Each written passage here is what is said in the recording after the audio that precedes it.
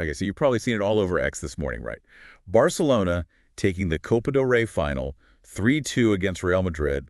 Happened April 26th, 2025. Oh, yeah, absolutely. It's trending like crazy.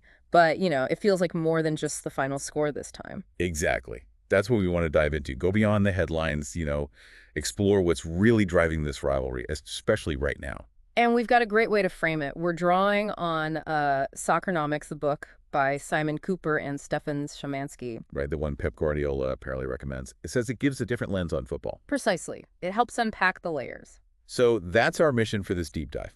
Use Soccernomics to kind of unpack the cultural, the analytical side of this El Clásico win and what it means in, well, 2025.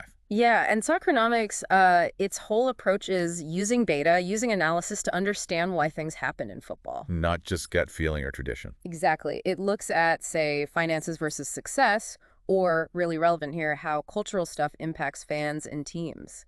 So how does that apply to Barca and Real? Well, the book dives into that historical tension, the Catalan-Spanish divide going way back like the 1930s. Wow, that far back. Yeah, and it argues that that deep cultural current really feeds the fire of El Clásico. It's mirrored on the pitch. It really does feel like more than just 90 minutes of football. Yeah. Absolutely. Mm-hmm. And talking about the pitch, Barcelona's performance against Madrid this season has been, well, pretty dominant. 3 wins now, 5-2, 4-0, and now this 3-2. Yeah, quite the streak. And Soccernomics offers some thoughts on what builds that kind of sustained success. It points to things like really strong youth development. La Masia, for instance. Exactly. And smart strategic coaching. You look at Hansi Flick's approach now, it seems to align perfectly with those principles the book highlights. Think about like Pedri's role. Yeah, came through the system, now he's crucial. Right. Soccernomics would kind of see that investment in youth as a major competitive advantage. It's not just splashy signings. Makes sense. And the reach of this game, it's just huge globally, isn't it? I saw something about massive viewing figures on fan code over in India. Oh, it's a worldwide event, no question. And think about this. Win Barcelona's 32nd Copa del Rey in the context of maybe chasing a quadruple. They've got the Super Cup already. Right, and they're in the hunt for La Liga Champions League. And Soccernomics actually puts a number on how rare that is. They reckon only about like 1% of top clubs ever manage a clean sweep like that. Wow, 1%. That really puts their current run into perspective. It does. And, going back to the cultural stuff, those political undertones, even trace back to the Franco era, they still resonate, right? They drive fan passion globally. You can bet. I saw a hypothetical stat, like 60% of fans on X saying rivalries are a top reason they follow football. Seems plausible. Totally. It hooks people in. And you mentioned Guardiola earlier. Yeah. It really clicks why someone like him, so analytical, would rate Soccernomics. Yeah, his endorsement makes perfect sense. The book's depth really aligns with how he built his Barcelona teams. Remember that Champions League semifinal in 2011? Against Real Madrid, yeah. The 3-1 aggregate masterclass. Exactly.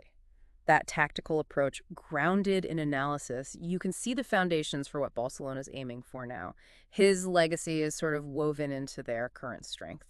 So, bringing it back to today, this trending topic, Barca's win, it really taps into the kind of stuff you find interesting, right? We've talked about cultural moments and trends before, like in EP62 and EP60. This El Clásico feels like a prime example of sports reflecting something bigger. It absolutely is. It's not just a flash in the pan, a single result. Using Soccernomics helps you understand the context, the deeper significance of this specific match in the whole 2025 football picture. It adds weight to the headlines. Okay, so wrapping it up then. Barcelona's latest victory over Real Madrid isn't just another win. It's this really complex mix of history, culture, smart strategy based on, well, data and just massive global fan passion. Yeah, all seen through the analytical lens of Soccernomics. It really brings it all together. Which leaves to a final thought for you, the listener. Thinking about everything we've discussed and the insights from Soccernomics, what core factors do you think will really shape how this El Clásico rivalry plays out in the future? What's going to tip the balance?